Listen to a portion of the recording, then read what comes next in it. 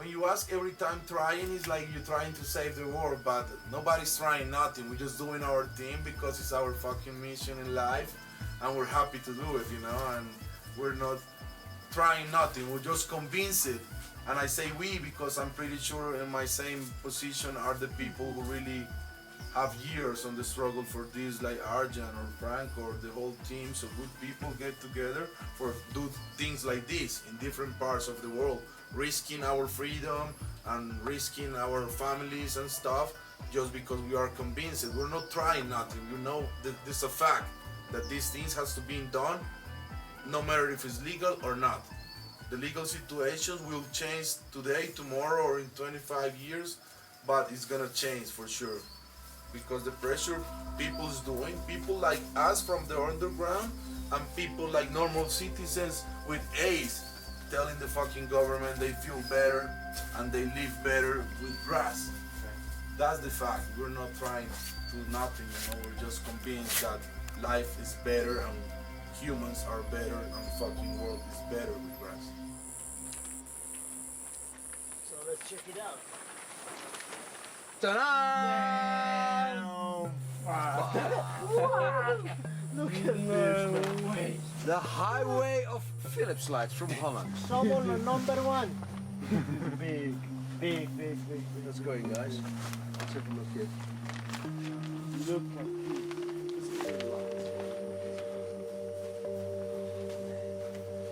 Oh, wow. I've got that track on there. Oh shit, that looks cool. That's specific.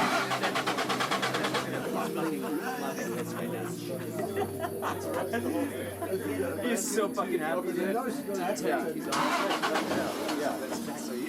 it's eventually going to work.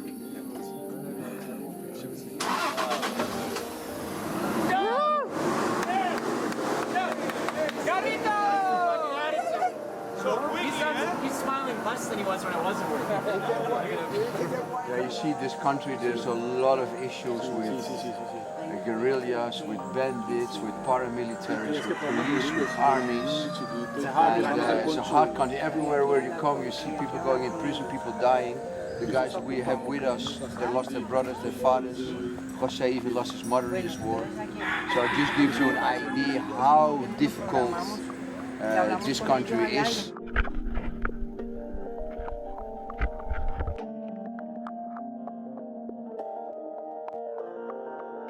Aquí se da café, se da plátano, se da yuca, se da maíz, se da racacha, se da lulo, se da tomate de árbol, se da la mora. Entonces es un territorio muy productivo.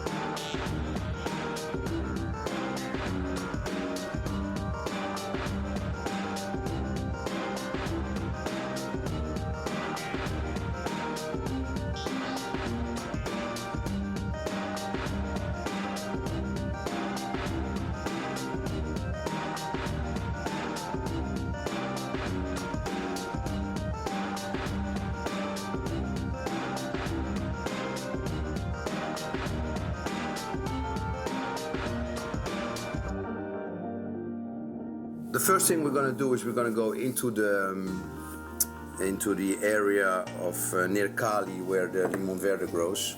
We're going to talk to the local leaders and see how complicated it is to go in there, because everybody told us you cannot go in there, but we're going to see for ourselves. What we're going to do is we're going to go straight into that little village. What's the name of that village there, up there? Corinto. Yeah, Corinto and El Palo. and we're just going to go to the Indian tribes there and see how far it is. And then they'll give us a direction, and from then on we will take it. If it takes a few days to get in there, what is the possibility? We first go to another area, scout some there, and then see what happens. But don't forget... We have to keep flexible, eh? Yeah, but don't forget that all areas are difficult, eh? Because one area is FARC, the other area is ANL, the other area is paramilitaries. Sure. So we will have issues all over. We just have to face that. This is a very, very difficult country.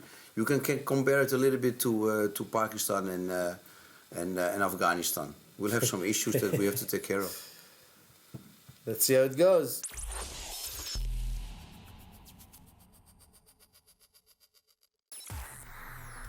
So we stay one night here and tomorrow fly to Cali, no? Yeah, let us go. All right.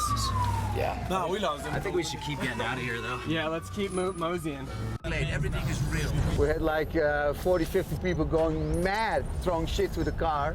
Then the cops came and we had to make a quick evacuation with 2 cop cars. But we got out of there. And we're going to sleep for 5 hours, and tomorrow morning at 5 o'clock, we're going to take the airplane to Cali. We are in the Cali area.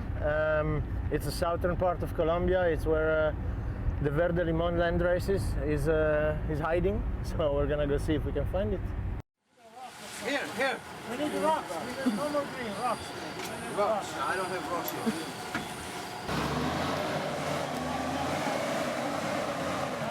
Gas, gas, gas. Gas, gas. Eso. Chancleta. Chancleta que va para arriba. Chancleta que va para arriba. No. Nothing. Go. Oh my God. Okay, forget it, guys. We're gonna walk. We try one more time. Hi, Jack. This is good. It sucks. I am fucking tired. Hopefully we don't have to get up at 7 a.m., you know? 'Cause we have 2 more days. Man, welcome to my world.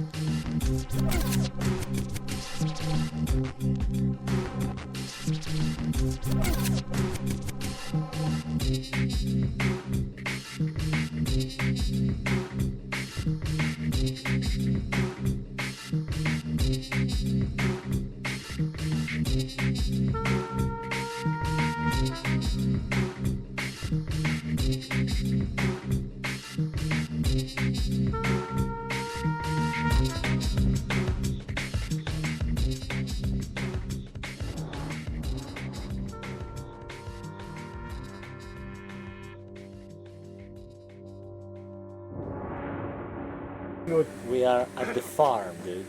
Franco, dude, you see this hash machine, man. Maybe somebody's gonna put an M16 in your Coolio tonight. Coolio. You fucking ass. Better don't understand.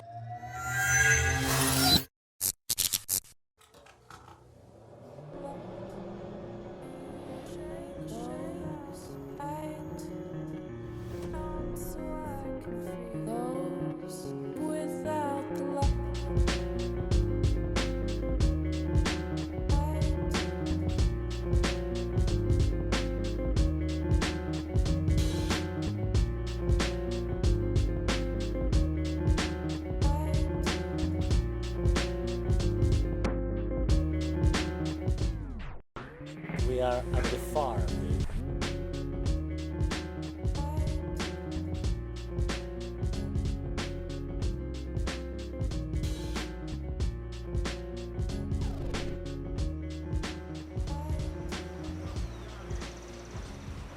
This is 8,000 plants per hectare, and there are 2 hectares on this, so 16,000 plants.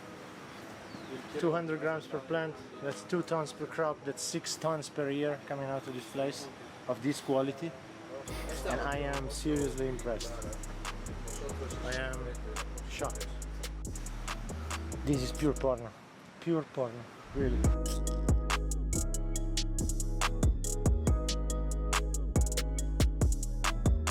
For us it's really nice to see other parts of the world, people developing themselves and becoming great farmers, you know? And if we fight this war all together, all over the world, all these farmers, in the United States there's no way back, in Canada there's no way back, in Colombia there's no way back, in Holland there's no way back, in Spain there's no way back, and we all work together, all the breeders and all the growers, we can win this battle after 50 years of madness.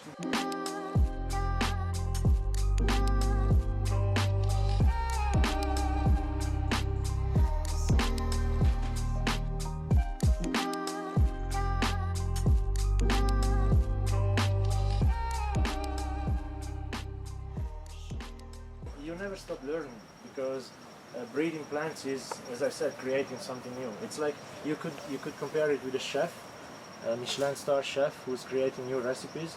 The ingredients are almost infinite to combine, and the way you can combine it is almost without limit. And it's up to the talent and the art and the knowledge of the chef to combine them in the way to create something good. And you can see it a little bit the same way. So do you consider yourself a chef? A green chef, for sure. What is this haze? Kush, the same kush but with a tint of haze, a fino, that is more sativa. Really more sativa. Oh, perfect, man. Fuck, we need a clone of this one, mate.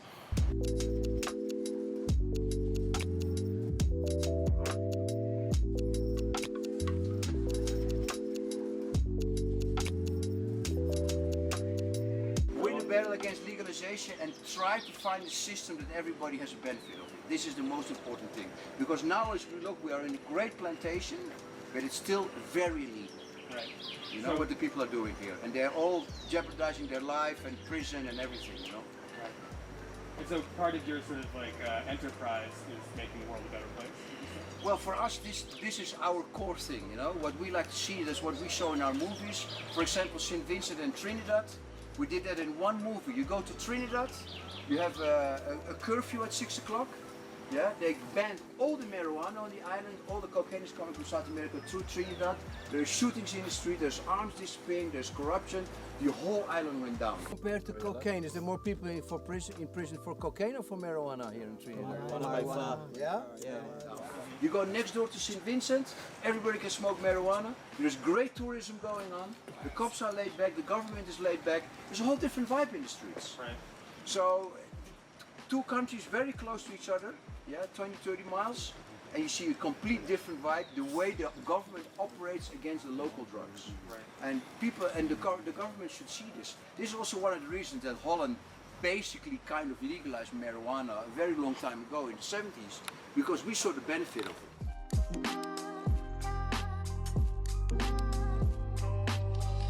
Sativa crossed with Nicole's Kush, with this purplish thing on the leaves. Beautiful.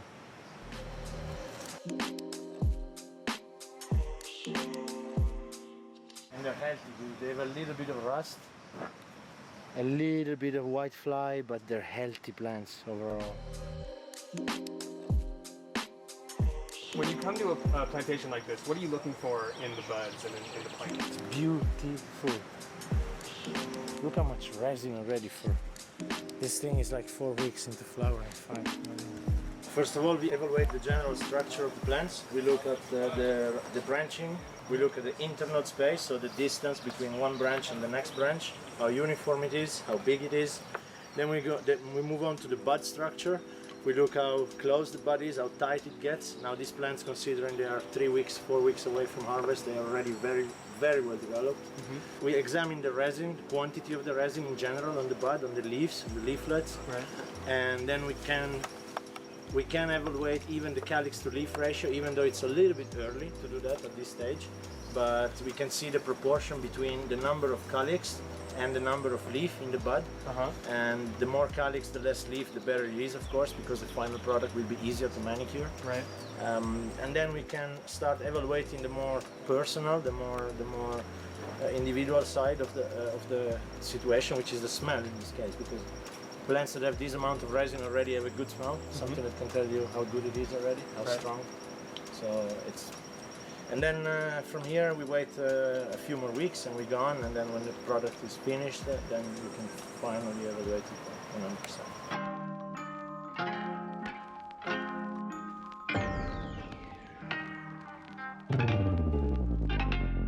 You have the crocodile hunters, the snake hunters, and the strain hunters.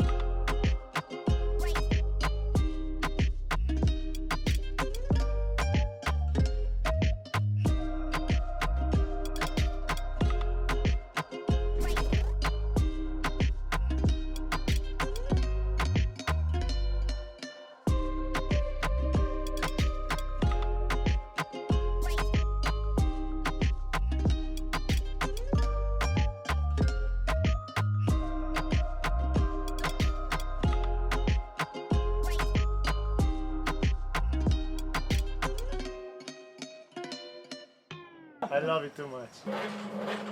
In Holland until 95, I would say 80% was hash. Still the old generation smokes hash. And then after it became marijuana, but in other countries, in North Africa and in Malana, for example, or in Nepal, it's all hash smoking countries. But we smoke both.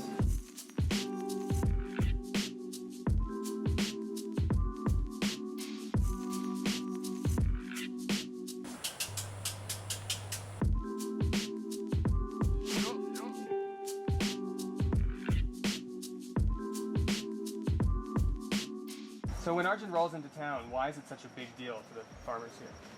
It's a really big deal. You could say, let's make a comparison with the music industry, for example, just to make you understand. If Aryan would be one of the biggest music producers in the world,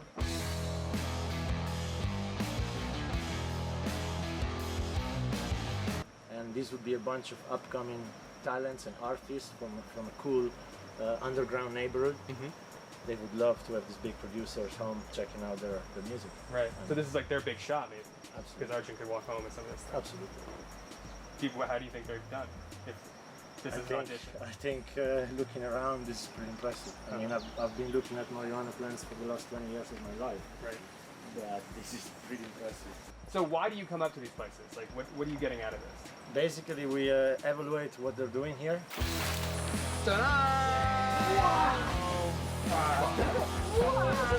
Look at this. The highway of Philips lights from Holland. Someone number one. We see the size of the operation, we see how good the operation is, how technical. Es impresionante, la planta es muy bien, muy buena, muy bien curada. Se ve que todo es organizado muy bien, muy lindo. What techniques they're using, what they're doing with the plants. They have cleaning the plot, and new plants are coming now, so they have the cycle going, boom, boom, boom, boom.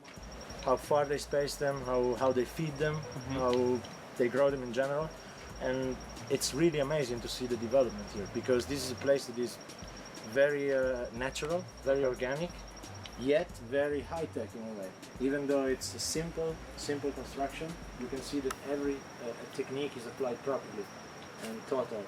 So it's very well planned. The logistics are amazing. On a size like this, the logistics is very impressive.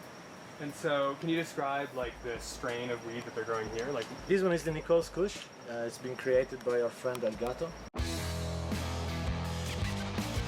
And it's a very particular plant because it's really cushy. You can definitely smell the kush in it, but it's a lot more fruity, a lot more flowery in the smell than just regular kush. Right. It loses some of that earthy feeling of the kush, and it gains some fruitiness.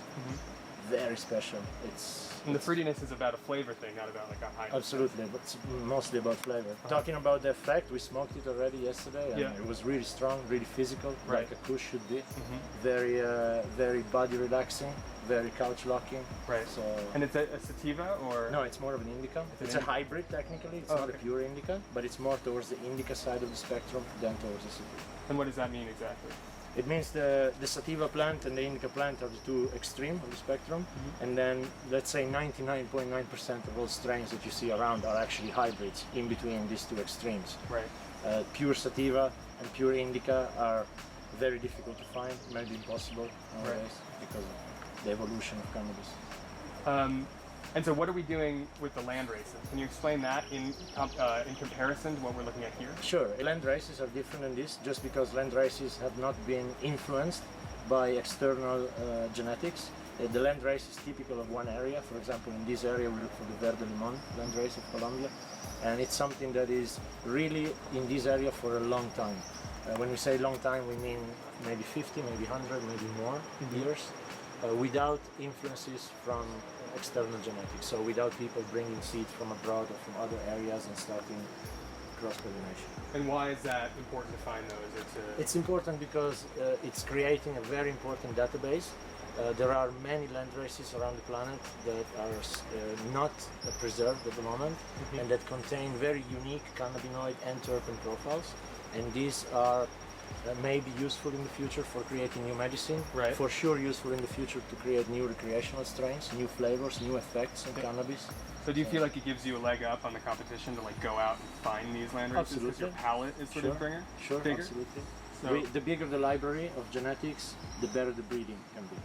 and so you're excited to see these again because you can bring them back to Amsterdam and then start working on them. Working with it, of course. Selecting first the individuals that deserve attention and then inbreeding them with themselves, so preserving the real genetic without influence. Or using the genetic from crossings, finding something that can go good with it, try a cross, see an F1 hybrid generation, select interesting individuals from that generation and create something new. And why do you love creating something new?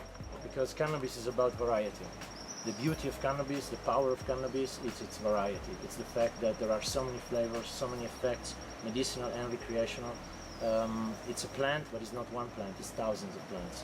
And we contribute to this. And for us, this is what we do. This is who we are. This is why we call ourselves strain hunters, and this is why we put passion in what we do. And you're kind of like crazy scientists too, because you're like searching the world I for like all to these say, things. I like to say breeder, you know, that's farmers, that's what we are in the end. Right. We're not really scientists.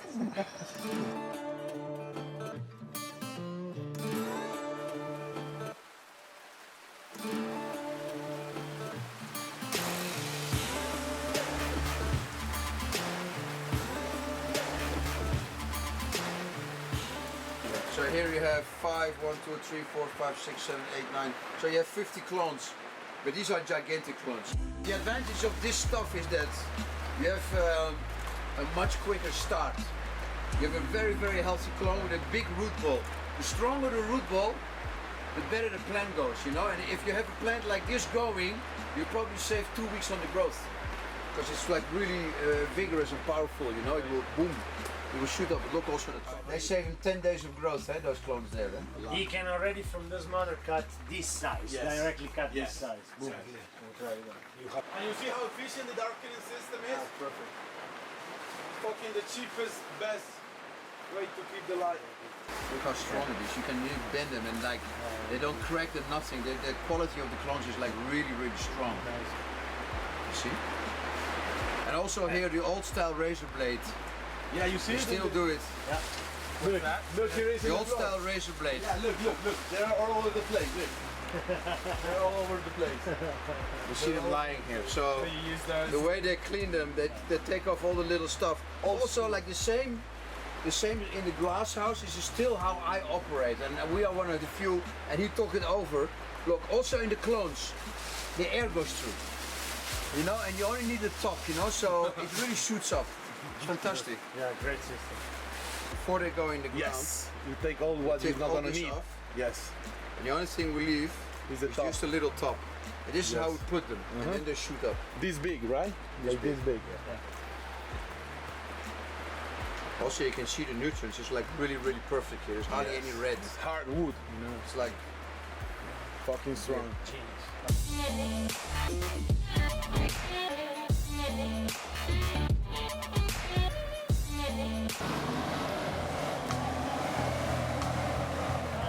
Gas, gas, gas!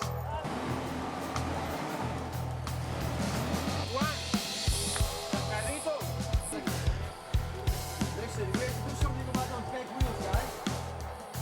Ahora con mucho impulso.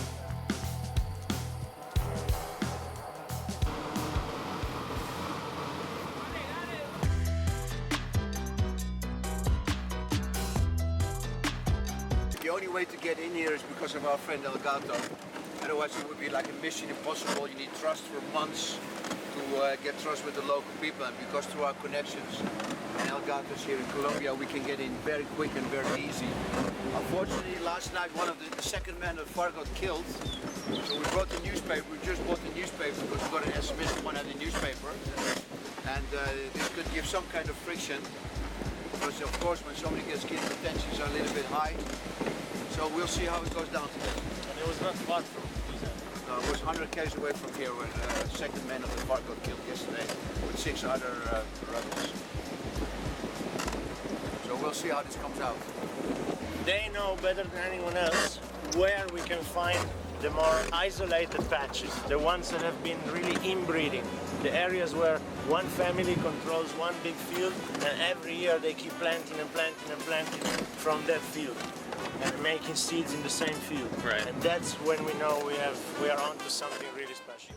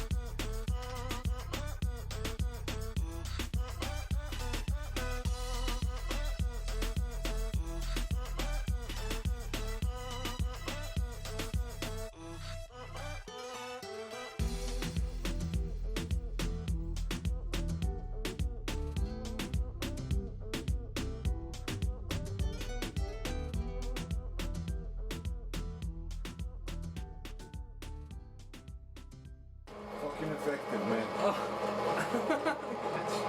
We've been waiting the whole day. It was really, really long, but luckily an hour ago God's connection came through.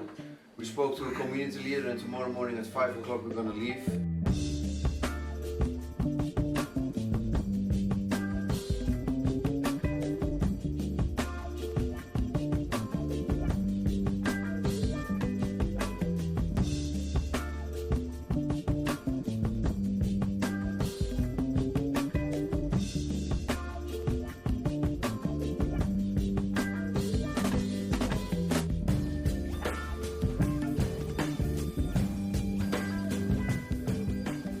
Where are you? Nice. Where are you? Nice. Where are you?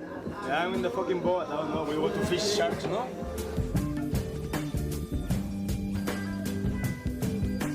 Yeah, I'm in the fucking boat.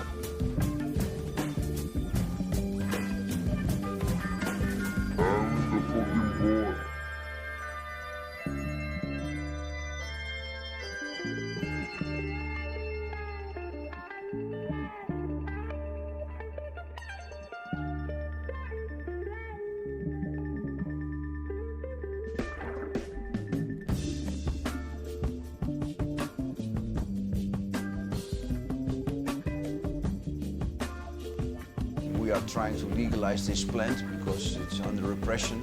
So we're giving out a political message to states how we think they should deal with the matter. And also we have a voice for all the pork farmers around the equator so that their case is being heard, because this case from 200 million people, nobody's giving attention to, but we think it's a very important case.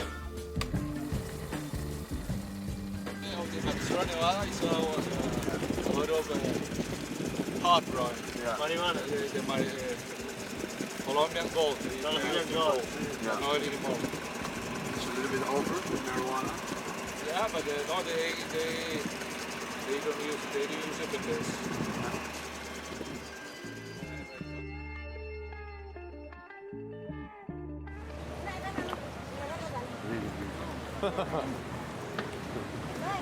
And you see the vent? The fan is to keep the fucking fire on. What a system, man.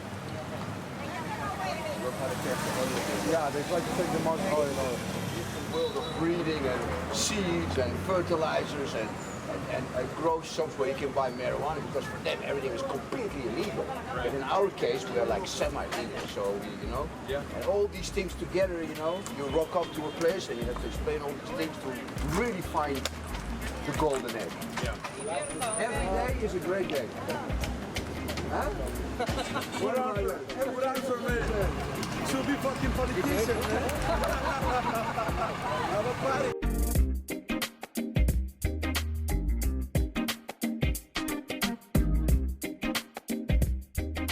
We are somewhere in the inland of Santa Marta.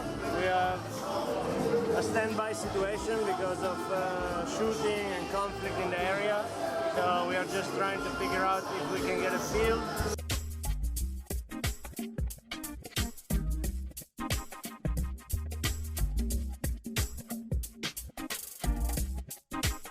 So we are here now contacting the local guides for accessing the fields.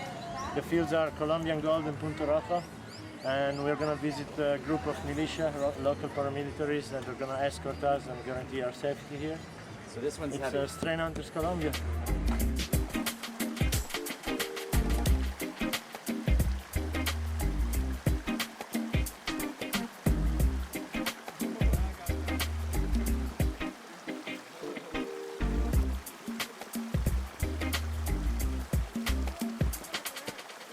Ripe, organic starfish.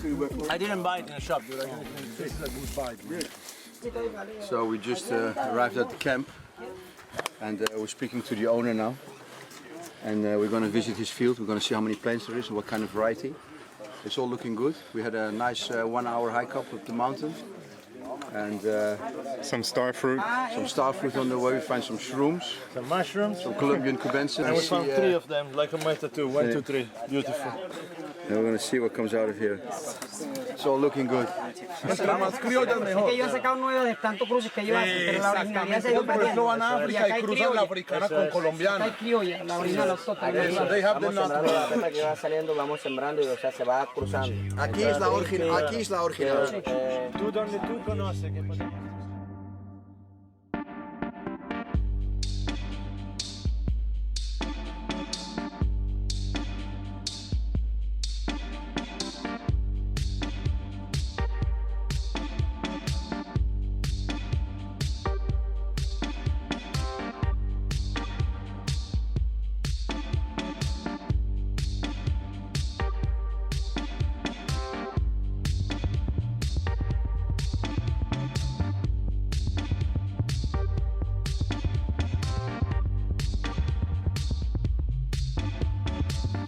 Sai, what do you think? You see all the little red dots?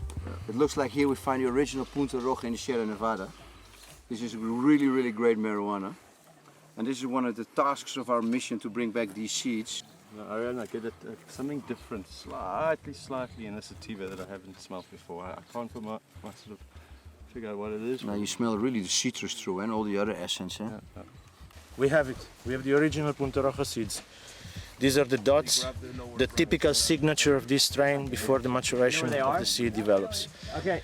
Man, this is it, Punto Rojo, original Colombian sativa. Mira. Here's the original Punta Roja seeds, guys. Fantastic. So dark, eh? Beautiful. Very ripe. Smell the citrus. The smell of the grass I smoked when I was a kid that made Yeah, you laugh. yeah, This is wakey weed. Wakey weed, you call it? Yeah, fucking wakey weed that make you laugh for everything like LSD. Everything was stupid when you smoke this shit, you know? You laugh like an idiot. Laughing and laughing. Now it's time to smoke.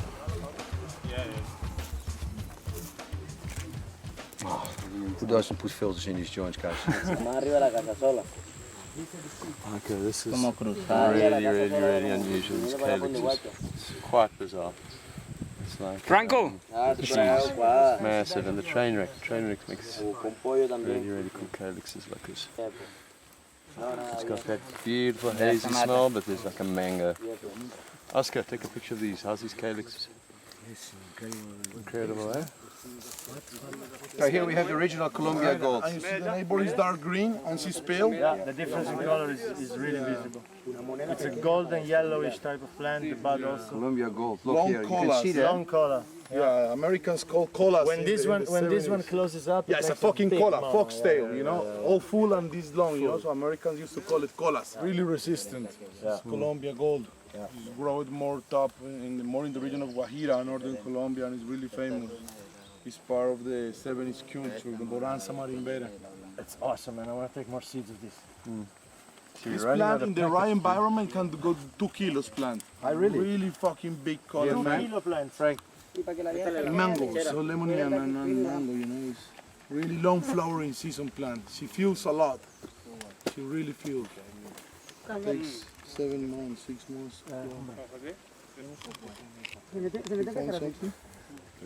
You know what? In America, in the 60s and 70s, a pound of this used to be between 16 and 18 colas. Damn. Like a fucking salami size. Damn. Big since Semilla, when the gringos live here, before the violence started, yeah. When cocaine appears and shit, kills the marijuana business. When did that happen? When did the Between 60s and 70s, you know, early 60s and late 70s, the thing was over because the cocaine arrives and the violence of some Americans that used to come to La Guajira and this area to buy good pot. In the Bonanza Marimbera, when a lot of good people get rich and campesinos and Indians and a lot of people get benefits from marijuana, the violence arrives and some Americans, they used to land in the private airports, you know, with the little planes full of money, buy the pot and came back to the States. Okay. And some of them get killed. And the other reason was the Operation Green Merchant that Americans that was developed. 1981, no? Yeah. So Americans developed Green Merchant through Mexico, Jamaica, and Colombia, and they give us the paraquat, glyphosate, you know? So they spray. They start to spray, so a lot of bad pots start arriving to the States, so the hippies start to block our product and Mexican product and start develop with their collections of seeds. The seedless. Yeah, they have the skills, the west side of America and the Canadians and whatever, and some Europeans. And you know the rest. You're part of the fucking story. So this is a really land racist strain, and you can tell because of she doesn't develop a dark green and, like Franco was saying, long fucking column since the beginning of the flowering. So you can tell how big it's gonna be. This. So what you're also saying with the paraquat, the Americans killed all the marijuana and encouraged the cocaine to come to America. Totally. So there was that's what they was saying. That Carter was a very smart move Nixon of the American government. Yeah, to bring what they need. Yeah, to bring the cocaine. To make the cocaine strong. Incredible. Agent Orange. Incredible. Incredible. That's Agent Orange, but the same stuff they use in Vietnam. It's banned all over the world since the 70s, or the late 70s. So they use it here, and then later the cocaine trade came up. Yeah, it's incredible. If you do repression, what you get back sometimes as a government. That's what Americans do, man. That's American way. Easy, guys. Easy. Los gringos. We're not all that bad. Gringos. Los gringos. Look at this, man. Wild fucking coriander. There we go. Wow. Look, smell this. Este es para hacer la sopa colombiana. Smell this, man. Smell that, man. Oh, wow. Like to put it on your fucking... You know, smell it. Wow. Wow. Smell that shit, man. Man, I need it. India. I need it. Red Bull, local Red Bull. Franco, have a look at this. Colombian Red Bull. Look at the resin of this bush. And the smell, like a fucking drug. There's one fucking insane plant, calyxes, just calyxes, but it's yeah, that's a real sativa. Real. Look the resin and the tightness of the bulbs here, man. Look at this, man. Yo, look here, man. Look here. Look at the leaf. This can be a lowland plant. This can be a lowland. It's a loose strain. Remember the cop in the airport, the army guy? This can be the lowland. It's a really, really wakey weed that turns black when it's mature. Yeah. This is really strong. Smell this one. Really strong plant, my friend. We can dry some of this for hash and look the quality of the crystals. Yeah. It has a lot. It has a lot. And look the leaf. It's not really crushed. I think it's really hazy. The birds are hard here. This one smells good. Have some resin on it.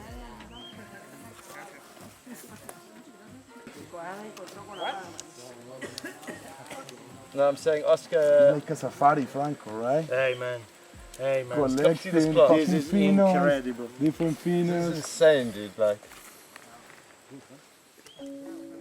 We all want to help one another. Human beings are like that. We want to live by each other's happiness, not by each other's misery. We don't want to hate and despise one another. In this world there's room for everyone, and the good earth is rich and can provide for everyone. The way of life can be free and beautiful, but we have lost the way.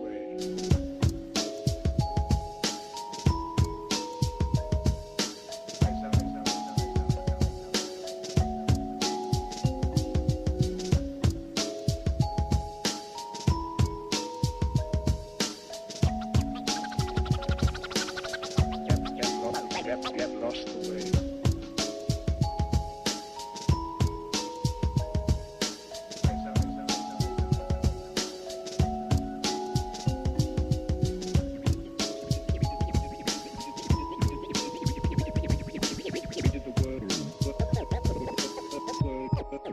World with hate.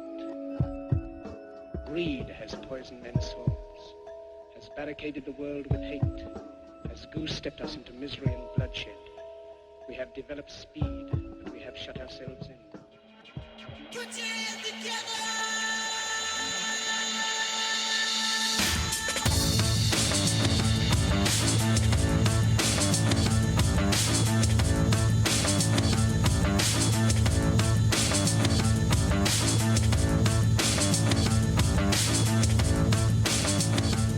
Protesting against the mayor, they cut the power down 8 days ago. Gonna block the road, nobody's allowed in and out anymore of the area. And the mayor has to come and put the power on again. They cut all the power everywhere. We're gonna put donation in some money for the gas.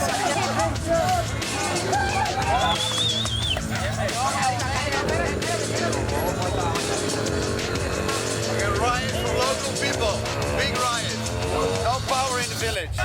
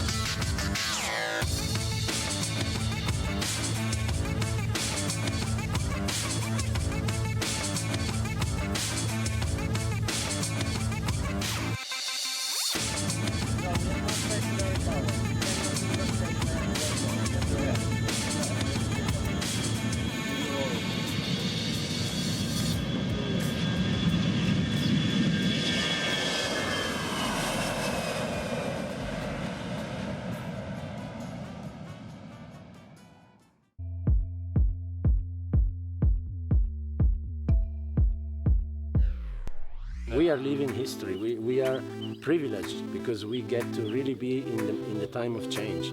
We are not really seeing it clearly now because we live it, but in 100 years from now, kids will read on their digital books or whatever they have about the time of prohibition and the end of prohibition and the change. And we are the guys who push that change, and we are witnessing it through.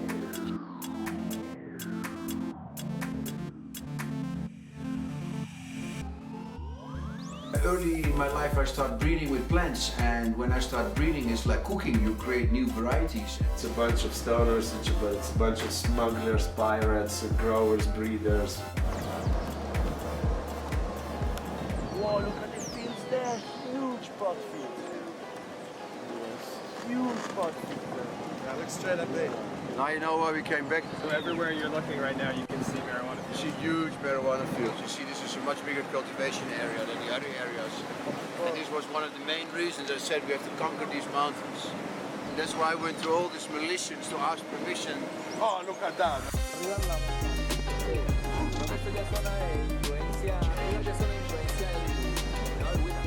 They have the knowledge of this area more than anyone else, of the farming of this area, because the farming produces the money.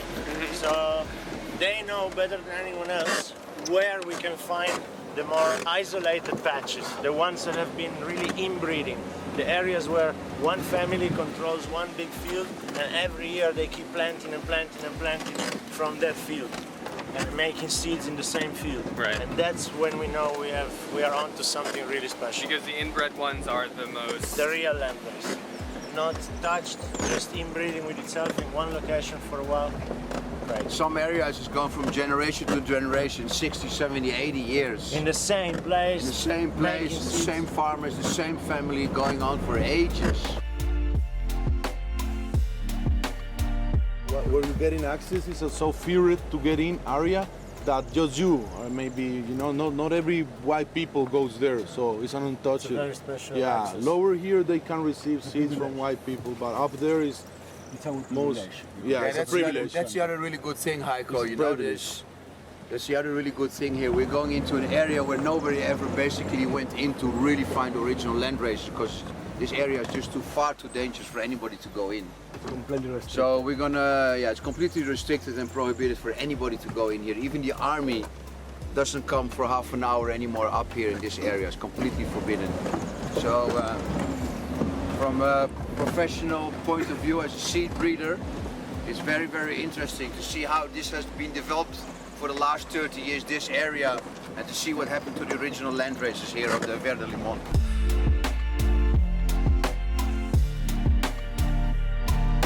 Without El Gato, we would have not been here.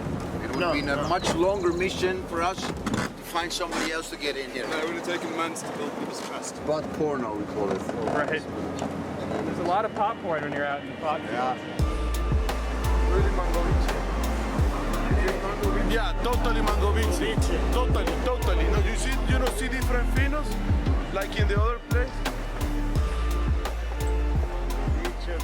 Stop. Wait. Stop. Hold on. Hey.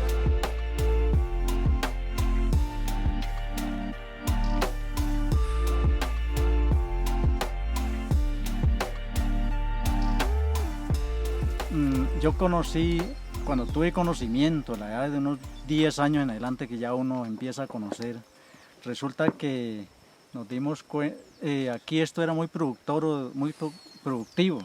Aquí se da café, se da plátano, se da yuca, se da maíz, se da racacha, se da lulo, se da tomate de árbol, se da la mora. Entonces es un territorio muy productivo. Desafortunadamente, pues por el abandono de los gobiernos que han vivido en el país, que nunca han mirado a la clase pobre, la clase media, o el campesino pobre, los indígenas pobres, los ájoros pobres. Entonces, pues mirando eso, aquí se producía, el pan coger era el café. Resulta que se llegó el tiempo que se apareció el comité cafetero que había que cambiar el cultivo de café común por el café caturro, y después vino las variedades de café. Bueno, muy bueno y muy producía, pero entonces ya nos enseñaron a trabajar con el abono químico. Había que comprar el abono químico y sí, se produce muy bueno. Pero ¿qué pasó? Trajeron ellos mismos trajeron la primera enfermedad del café, que se llamó la roya. Después de la roya, sí, le tumbaba la hoja del café y mermaban las producciones, pero si la gente abonaba con la urea, entonces ya el café volvía y echaba hoja y volvía a producir el café. Resulta que ese no fue el resultado que buscaban ellos, porque ellos a todo tiro buscaban darle en la cabeza a los productores pobres. Entonces, ¿qué pasó? Trajeron la tal broca. La broca se come la almendra del café, entonces ese sí se parrandió todo, y ya después, como era tan malo la producción, entonces ya no empezaron ni a comprar. El mismo comité cafetero ya no empezó a recibir el café, a comprar el café al campesinado. Entonces por eso fue donde nos trajo a que ya la comunidad le tocó someterse a sembrar esto, como vemos, la mata de marihuana, ya la coca, porque era lo único que en medio daba el poquito peso para sobrevivir. ¿En qué año es esto, señor? Eso se dio en 1978, 79 y hasta el 80. Bueno, entonces eso fue que nos llevó a todo esto. Sin embargo, el gobierno no mira de que nos tiene que ayudar, sino que sigue atropellándonos, como hablaron aquí los amigos, de la represión militar. Eso es lo que hay.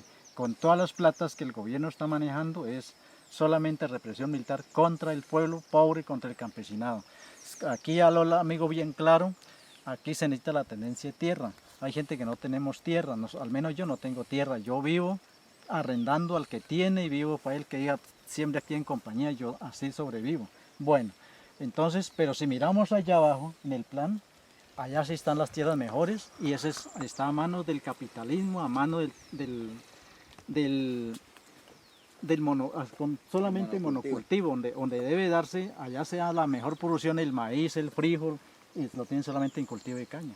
Así realmente es lo que nos trae a todo esto. Entonces yo creo que eso era El proceso de pasaje de la cultura de café a esto, al final de los años 70, ¿cuánto duró? ¿Fue muy rápido, algo entre pocos años, o fue poco a poco? Eso fue lentamente, porque aquí, como hablaban al comienzo los otros amigos, aquí se conoció la marihuana, fue de 1978. Sí. En adelante empezamos a coger, aquí donde estamos parados, esta vereda, la Cominera. Empezaron unos poquitos cultivadores cultivando de 100 maticas, 200 maticas, porque ya se dieron cuenta que la coca también se podía, la marihuana se vendía y se podía producir plata. Como ya el café no estaba dando resultados, entonces empezaron por allí ya, cuando ya vieron que el primero que vendió y cogió platica, entonces dijeron, no, yo también voy a cultivar. Claro. Y empezó y se fue expandiendo hasta que hoy por hoy, como se dice, pues ya cambiaron las variedades de cultivo también, alternativamente. Entonces eso. Muchas gracias. Bueno, de la mano. Perfecto. Muchas gracias por su testimonio. ¿De cuántos años usted planta? Yo desde que yo era pequeño, desde que tenía 12 años. Since he was 12. Since you was 12. Sí, casi.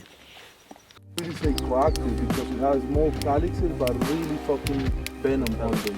It doesn't have It is not so red, but it has purple calyx, full purple calyx. Strange bud. Quite big, eh? Oh, this is nice. Yeah, purplish. Really nice purple calyx, yeah. Wow. This smells like a purple, really. Yeah, it does smell purple. For real. We have purple variety in the highlands too because of the cold and because of genetics. Right. Mexico and Colombia have purple varieties because of that, because they grow in high altitude. Yeah, and this is gonna be This more one also purple. you can tell. These two plants, yeah? Because this one is also really natural nice. Purple Yeah. plant. Yeah. Really natural purple. See if you can get seeds from those two. Something flew in my ear. Look, it's a fucking animal. Look, just take it out of my ear.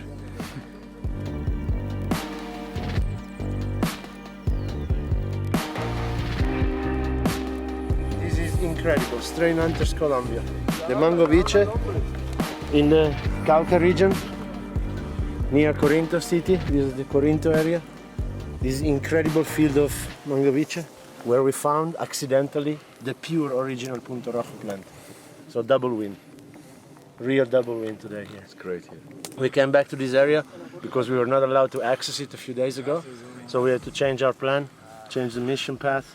But accidentally it ended up being a good path because here we find exactly the third land race that we missed. The Verde Limon, that is called here Mango Vice. And we find the best Punto Rojo plant up to now. So it's a double whammy. Cuando empezó, eso fue como en el año, como en el 89, cuando se vino una erradicación así sin, como dice, sin ninguna solución. ¿De parte de colombiano o de americanos? De parte del gobierno para los agricultores. Vinieron, o sea, aquí prácticamente, aquí en la Cominera vinieron y pues, o sea, erradicaron algunas parcelas. Sí. Por ejemplo, como por aquí, que llegaban y cortaban y amontonaban y quemaban. Pero eso más nunca les dijeron, vea, les vamos a erradicar, pero les vamos a ayudar con subsidios para cultivar. Solo cortaban solamente y nada de subsidio ni nada de eso.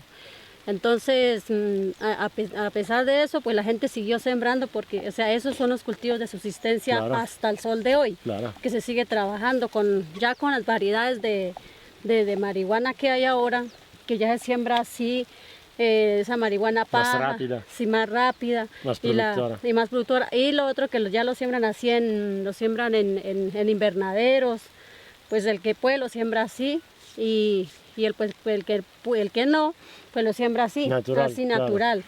She's Y pues- explaining how the growers who have the possibility, they all use glass houses now with lights, and the ones that grow like this natural is the ones that just can't afford to convert to lights, because in the last few years there's been less repression, so the people are more free to operate. And she said the repression started in 1989, the first eradication programs, and they went full gas for a while and then less and less and less. Yeah. Grey blue, beautiful. Man, they smell really mango-like. This is how you learn in practice. All the different varieties. Purple, it smells purple. Yeah. It's nice that the purple's in the bud, yeah. Each bud you can see this is one It's line. already, coming out. Yeah. So It's articulated itself. Right. really important to keep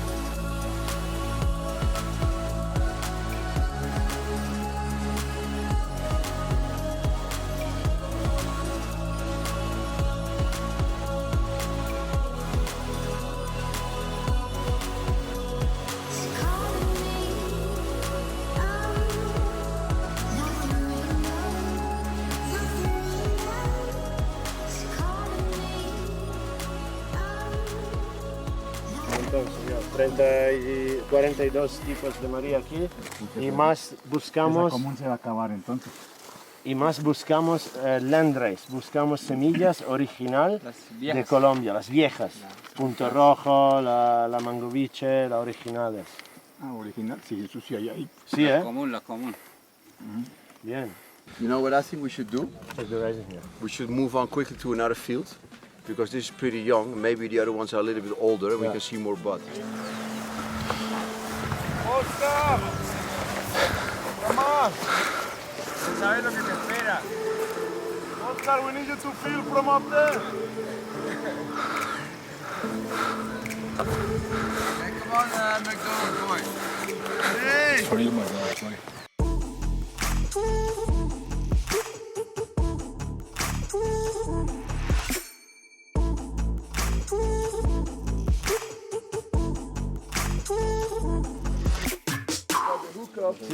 You see that? That is the mangoviche. That is the original verde limon in Colombia. We are 2,047 meters on the sea level. 2047? Yeah. Las semillas que vienen de otra parte traen un pequeño error a veces. Okay. Porque las semillas vienen que con enseñanza pura fungicida. Sí. Y aquí no, yo aquí no siembro con fungicidas. Semillas de fungicida tienen que ser originales. He doesn't use fungicide, he doesn't use pesticides, it's all natural. ¿Por qué no vas a And he sembrar una says, semilla con... when people bring seeds from other areas, they need pesticides sea or de fungicide. fungicida They don't y do vas a good sembrar here. así nomás. The only ones that do good here is the one made So it's here, a the little local original landrace. landrace. And what's the name of it? Is this mangoviche? ¿Esto es mangoviche o qué es? Sí, mangoviche. ¿Qué pullar que? No, están sacándola. La quiero ver. And how long does he grow? He says, Did he learn it from his father? You learn it from his father or from his grandfather? algo que se tramanda con familia, de padre en hijo, ¿no? De cultivo. Luis anda con toda la gallina. Este es el patrón, vete de todos estos, ve. Do he say? That's like, he's busy with these old mountains here for generations. Yeah. How long ago did they start growing marijuana here? Does he know the history? Like, ¿En qué años se empezó con la mota en esta área? how many? ¿En qué años más o menos? Con los primeros cultivos de marihuana Los grande. primeros cultivos de marihuana son por ahí unos... De que me tocaba a mí, sí, porque más antes sí había, pero yo no la cultivaba. Sí. Ya en cuanto me cultivaba mía, se fueron unos 20 años. He started 20 years ago, but there was already much going on before that when he was there to grow. There's nothing of the 7 days we've been here that can beat this. This is a full flowering landrace, massive field. That is like hectares. And it's not full anymore because they've been harvesting already. But this is like 2-3 hectares, like 20,000-30,000 plants. And then you know that you're gonna find a champion there if you look long enough. Verde Limon, here we come. Original, in Colombia. This is the pinnacle of the pussy. 2,058 meters on the sea level, full of spot. You see the Christmas tree down there? Yeah, the Christmas tree there. Let's have a look close before we walk up. You see the really long one there on the left? The never-ending color? Yeah. Pointing towards us? Yeah. There? In the middle up. Yeah. There one. Those look fluffy, but they're big, but they look fluffy. Yeah. No, there, And the look at Christmas the up, tree on and the the top up, on the right. yeah. And there, you see this long Yeah. collar sticking out Yeah. there, and there's 2 or 3 more in the front there. And there's another Christmas tree here in the front, 20, 30 meters down.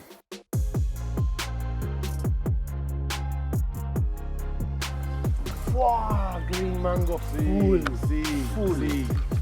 Mango beach. Look at this, King. Look at this. And it's weeks to run. Weeks and weeks. Wow. Yeah. Indoors is a fucking good haze. Yeah. Smell. So, this one will run 16 to 20 weeks indoor, eh? You see that? Fuck. Fucking good haze, man. ¿Tienes semilla, Gorilla? ¿Sí? Mira, we got seeds. Muy pocas. Yeah, pocas. Cierto carrito que está bien desemillada. Well fucking sexed, man. ¿Quién fue el encargado de este cultivo? Me parece muy bien esta. Me parece muy buena esta mata. Mire. You know when you take the metro and you have the smell of the grinding metal on metal? That's how it smells. So you're getting from here. But how? It's really Look at that Christmas tree we saw when we were walking. It's got a strange smell, eh? Tú, llévalas. Sí. Pero aparte. Sí, no, Aparte no, comprendo. Sí. Todos los plantas. Todo aparte. Oh my God. Here we have the original mango viche. And this is a plant a lot of people have been looking for 25 years. But here it is, in the mountains of cacao. And now Franco Loja is taking them out. Este es un hongo la ataca. Smells like mango. Botrytis. Oh my God. Yeah, bro. Lovely. Okay, I'm gonna go a little for a walk. Smell so it. let's go look for a few other females. You find back like Where's that Christmas tree we saw when we I don't know, 50, 60 years old.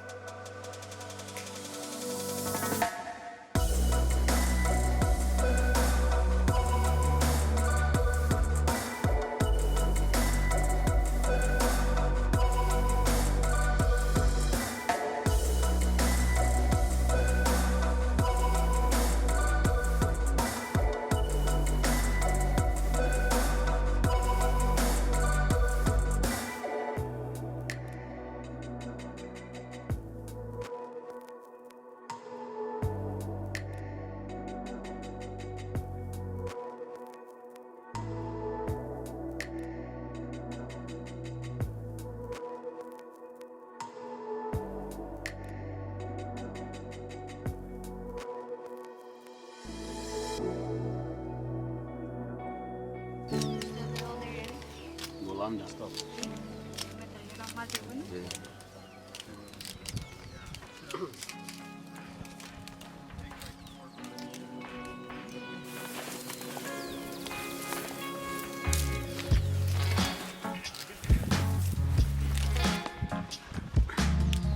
Plants that they already harvested and dried. Next door you can see how much they have. So they work the whole year round because it's 12-12 here. O sea, yo soy Franco. ¿Qué te parece el gorro de Franco? A que da risa. Yo si fuera él no lo llevaría al colegio. ¿A ti qué te parece? ¿Cuántos años tienes, José? 8. También tú ayudas con los cultivos un poco. ¿Qué haces? ¿Ayuda con plantar? ¿Con qué? Yo le ayudo a sembrar. A sembrar. Muy bien. ¿Y cómo la sembras? La semilla. Dígame un poco. Yo la cojo, ¿Sí? le echo el veneno y la revuelvo bien. ¿Sí? Y le hago los huecos y le hago una hilerita así. Qué bien. Y le echo así. Qué bien. Carretita así. Qué bien. ¿Y cuando cosechan la cosecha, también tú ayudas a limpiar? Sí. ¿También? En partes. Ok. ¿Te gustan las plantas? Ajá. ¿Te gusta el olor de la planta? Buen olor, ¿no? Y hay varios tipos, hay más de un tipo de plantas, hay diferentes plantas. ¿Sí? ¿Cómo se llaman? ¿Cómo le llamáis a las que habéis cosechado hace poco? Nosotros cosechamos la marihuana. ¿Y las regulares o cuáles? Las regulares de esta. ¿Qué diferencia hay entre los dos tipos? De esta marihuana no sé cómo se llama. Okay. Good. Muy bien. Amazing. Encantado de conocerte. Muy buen trabajo. Ask him if his friends also help him. También tienes amigos de tu misma edad que te ayudan. Hay más niños que ayudan con esto. Hay otros niños, pero ellos son de abajo. De abajo, ok. Este le ayuda a su No papá. quitar la escuela, ¿eh? Escuela muy importante, ¿eh? Trabajo con marihuana, poco dinero y escuela, muy importante. Ok. And they had no other choice than to grow coca and to grow marijuana. Because the flatland was taken away, their crops was taken away, and they kicked them back into the mountains. And this is what happened to the local people. And it's good to see that and to tell also that story, because in our Western civilization, we only heard a story from one side. It's always the capitalist side. And we call these people guerrillas, we call them terrorists, we call them communists. We give them all kinds of names, but in the end, most of all these people in the world are just poor farmers and surviving on what they're making for themselves. And here's again another example how hard these people have to suffer because of government things. And You can spend a week reading books and websites about Colombia and Colombia's history and struggle, and you will not learn what we have learned in a week on the ground here. Listening to people, seeing the faces, seeing on their skin what they go through, and feeling on our skin the tension in the air or the good vibe in the air. You learn from that a lot as a human being, as a grower. It's a green avalanche, you can't stop it. We believe it's the right thing to do. We really believe it. Yeah. No, nobody can tell me that it's legal or illegal, it's just the right thing. And you know when it's the right thing.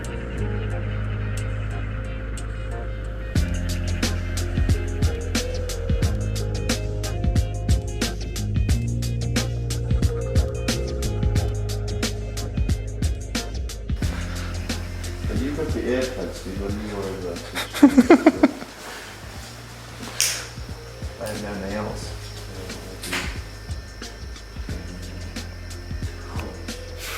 Right. You got him. Let's see. Shit, dude. That's Colombian tick. Fucker. Yep. Colombian tick with a whole lot of THC from your blood. Okay, for the final. This thing's been on me for 2 days, okay? And I go to Simon being like, dude, help me out here, man. Like, I don't know what to do. Like, am I fucked here? And he's like, no, bro, no, it's cool. I get like 10 a day, and I just kind of just leave them on, man. 10 a day. I'm like, oh, well, you know, fuck, that's great advice, man. I'll just leave it on. What did he ask you? Like, don't the guys get offended when you call them gorilla? You know, like, what guys? Who did we call the big guy? It's a little bit perspective, no? I don't look at shit. I take the plane. I am here with the camera. Look, do you think I'm looking the Wikipedia 1 week? No, but everybody if I come here, 1 year English, yeah? If I come here, it's Tyrannosaurus Rex. I believe. No problem. You only speak 1 year English, don't forget. You see?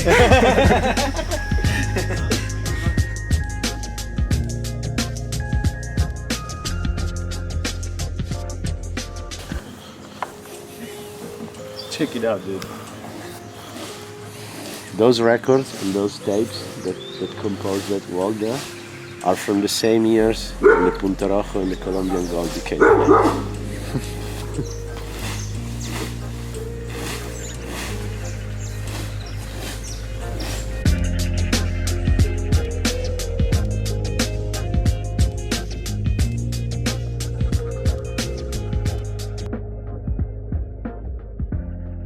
Dale una ampliación sobre lo del Plan Colombia. Por favor.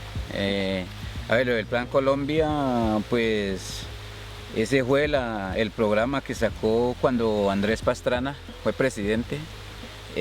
Por lo tanto, que ese era el programa para lo de la erradicación y para mejorar supuestamente la calidad de vida de los indígenas, campesinos, los afros. Y por lo tanto, pues miramos que no fue lo que traía directamente la política del Plan Colombia. La política que traía el Plan Colombia era lo que fue crear bases militares, las bases de alta montaña que hoy pues estamos invadidos, realmente estamos invadidos. Para controlar el territorio. Sí, para controlar el territorio. y eso nos ha afectado bastante. ¿En qué nos ha afectado? Pues que los combates a diario y solamente pues llevamos el bulto las personas civiles que no tenemos nada que ver con lo del conflicto armado. El Plan Colombia ha sido un control de todo lo que es los cultivos ilícitos, ha sido un control militar, un copamiento militar en todo el departamento del Cauca. Y por lo tanto ese ha sido el conflicto que se nos ha venido presentando. Entonces nosotros los campesinos decimos que para que no haya esta clase de cultivos, que mal llamado le decimos ilícito, pero realmente estos son unos cultivos, la gente no tiene nada con esos cultivos. Esos son unos cultivos de subsistencia para la gente. Porque no hay otro. Porque no hay otro, sí.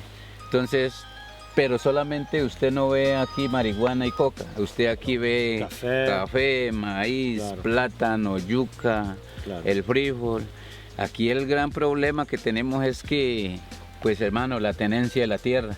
La tenencia de la tierra aquí es tenaz, porque el que tiene la tierra, pues será un 30%, y la tiene pero en su mano, muy poca, la tiene muy poca. Un ejemplo, que tenga 6 plazas de tierra, el 30% que tiene la tierra, tiene 6 plazas pero tiene 8 hijos, y entonces pues realmente se va dando la tierra no crece, la familia sí crece. Entonces, por lo tanto, lo que nosotros decimos, muy interesante, y le decimos al gobierno nacional e internacional de que nosotros queremos cambiar, mire, esta es una mata que uno de esto no sobrevive, y que nosotros queremos cambiar con en la parte productiva. Pero ¿cuál es la parte productiva? Primero la tenencia de la tierra, porque es que realmente no hay en dónde cultivar. Claro. La tierra que ya está cultivada. Se necesita más ampliación de territorio, más ampliación de tierra.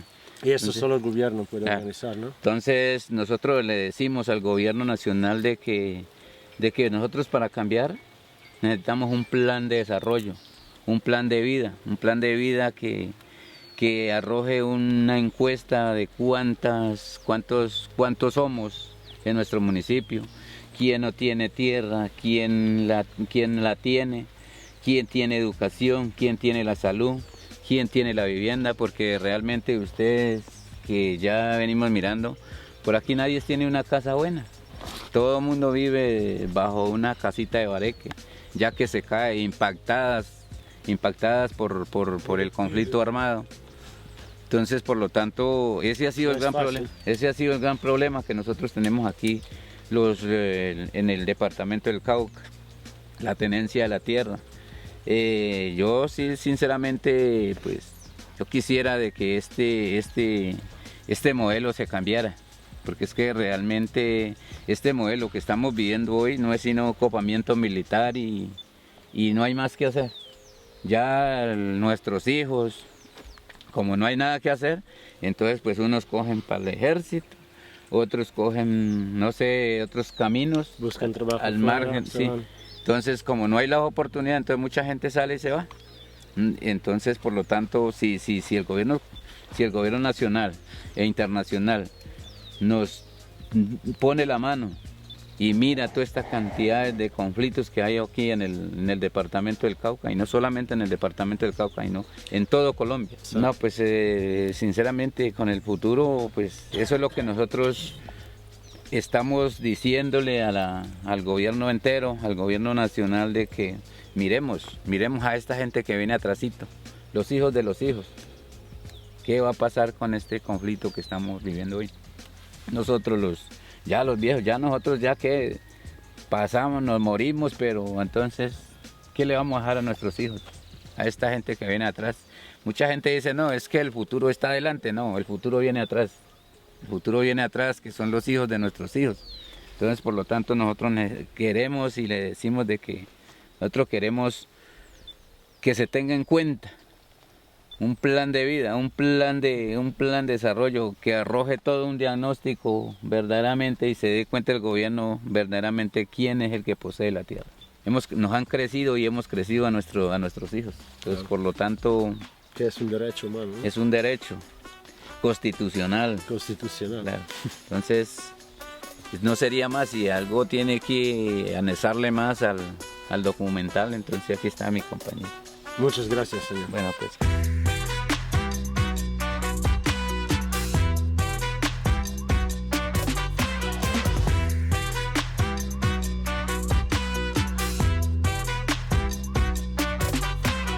Maybe somebody's gonna put an M16 in your Coolio tonight.